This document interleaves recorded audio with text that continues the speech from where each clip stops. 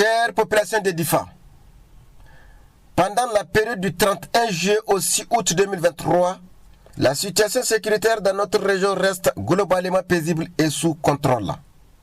Nos intrépides et vaillantes forces de défense et de sécurité continuent avec succès leurs opérations visant à contrer les groupes armés terroristes dans toute la région de Difa. Au cours de cette semaine, les FDS de la région de Difa ont infligé de sérieux revers à la logistique des groupes armés terroristes. Le lundi 1er août 2023, nos éléments de la garde nationale ont appréhendé 4 complices des ravitailleurs de Boko Haram qui transportaient des vivres et divers articles destinés aux terroristes à Kablewa. De plus, des quantités substantielles de vivres transportés par des ânes et des chameaux ont été interceptés par nos FDS à Bosso. Entre le 2 et le 3 août 2023, nos FDS ont mené une opération fructueuse à Toumour, aboutissant au démantèlement des réseaux de 6 ravitailleurs de terroristes de Boko Haram.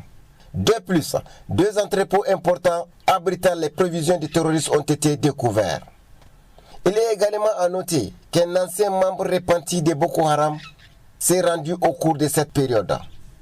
À Kinshasa, nos forces de sécurité ont interpellé un voleur de bétail en possession de 9 vaches se dirigeant vers Tchungwa ainsi que 3 autres individus soupçonnés de complicité.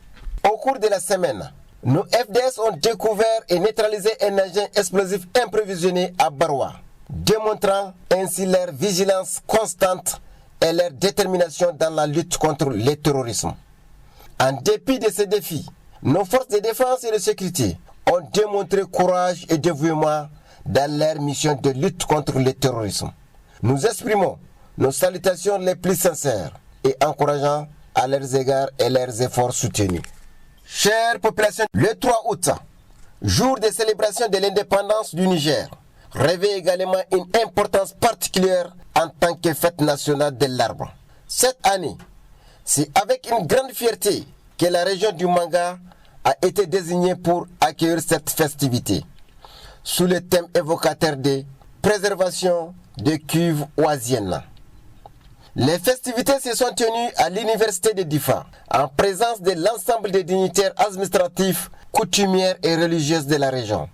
Cet événement a offert à tous les Nigériens une précieuse occasion de contribuer activement à la protection de la nature et à la lutte contre la désertification, en participant à une vaste opération de plantation d'arbres. Dans le sillage d'une amélioration notable de la sécurité dans la région de Difa, notamment au sein de la ville éponyme, les autorités locales ont pris des mesures pour ajuster les horaires de circulation des tricycles, communément appelés NAPé, ainsi que les dispositions du couvre-feu en vigueur. Pour compter du 1er août 2023, les horaires de circulation ont été réaménagés comme suit. De minuit à 5 heures du matin, interdiction de tout déplacement de véhicules à moteur à l'intérieur des villes. De 20h à 5h du matin, interdiction de tout déplacement de véhicules à moteur entre les différentes localités. De minuit à 4h du matin, interdiction de tout déplacement à pied ou à l'aide de tout autre moyen de transport. En ce qui concerne les tricycles, les heures de circulation sont désormais autorisées de 6h à 19h. Il est important de noter que les mesures de couvre-feu et de circulation de Napé ne s'appliquent pas au département de Goudomari et de Ngourti.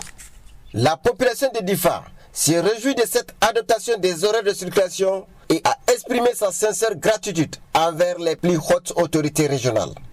En signe de reconnaissance, l'association des tricycles de Difa a orchestré une opération de salubrité au sein de la ville. Cet ensemble d'initiatives démontre la synergie entre la préservation environnementale, la sécurité renforcée et l'engagement communautaire, tout contribuant au développement durable et au bien-être de la région de Difa. Chers parents, frères et sœurs, dans le contexte socio-politique en cours dans notre pays, nous vous rappelons davantage qu'il est crucial de bannir la haine et la division, de rester concentré sur notre objectif principal, le retour de la paix. Il est essentiel de renforcer la cohésion entre le peuple et ses FDS, ainsi que celle entre les communautés composant notre pays. Soyons résilients dans notre détermination à combattre et expulser les groupes terroristes de notre territoire. Réaffirmons toute notre confiance et notre soutien envers nos vaillantes et courageuses forces de défense et de sécurité.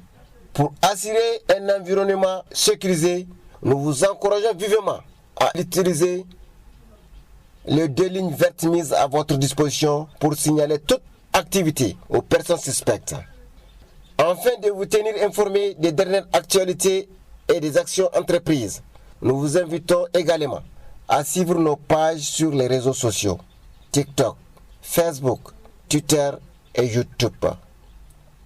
En travaillant ensemble et en restant solidaires, nous pouvons garantir un avenir pacifique et prospère pour notre pays.